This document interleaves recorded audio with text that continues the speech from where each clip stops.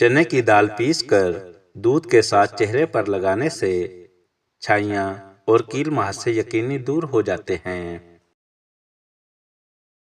ہونٹوں پر خشکی ہو جائے تو کوشش کریں ہونٹوں پر زیتون کا تیل لگا کر سو جایا کریں۔ رات کو سوتے وقت پاؤں پر تیل لگا کر سویا کرو، نیند اچھی آئے گی اور جسم کی تھکاوٹ دور ہو جاتی ہے۔ پودینے کے پتوں پر نیمبو نچوڑ کر کھایا کریں، کبھی بھی پیٹ میں کیڑے پیدا نہیں ہوں گے۔ پیاز کے ساتھ ٹماٹر کھانے سے یادداشت اچھی ہوتی ہے۔ انار کھانے سے چہرے کی چھائیاں دور اور رنگت صاف ہو جاتی ہے اور چہرے کی لالی میں اضافہ ہوتا ہے۔ زیادہ نشہ کرنے سے آدمی جلدی بڑھاپے کا شکار ہو جاتا ہے۔ زیادہ غصہ انسان کا ذہنی سکون ختم کر دیتا ہے اور گھر میں پریشانی بڑھنے کا سبب بنتا ہے۔ گاجریں کھانے سے قبض نہیں ہوتی۔ وہ عورتیں جلدی بوڑھی ہو جایا کرتی ہیں جو چکنائی والی غذائیں زیادہ کھایا کرتی ہیں۔ اونٹنی کے دودھ میں روٹی بھگو کر کھانے سے چہرے پر رونق اور منہ بھر جاتا ہے۔ جن لوگوں کا ہاضمہ درست نہیں رہتا وہ سبز الائچی کھایا کریں، ہاضمہ ٹھیک رہنے لگے گا۔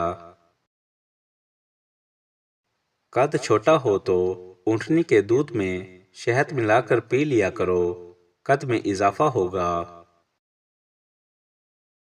اپنی غذا میں موسمی پھلوں اور سبزیوں کا استعمال زیادہ سے زیادہ کیا کریں، اس سے معدے کی گیس اور تیزابیت سے محفوظ رہو گے۔ ہاضمے کی بہتری کے لیے سونف اور انار دانہ الائچی کے ساتھ کھا لیا کریں، فائدہ ہوگا۔ ہاتھوں میں جلن ہونے لگے تو الائچی کا پانی ہاتھوں پر لگا لیا کرو، اس سے جلن کم ہو جاتی ہے۔ نظر تیز کرنے کے لیے صبح نہار منہ شہد کے ساتھ سونف اور مصری کا سفو بنا کر دودھ کے ساتھ لیا کریں، نظر تیز ہو جائے گی۔ چقندر کھایا کریں، اس سے پانی اور خون کی کمی یقینی دور ہو جاتی ہے۔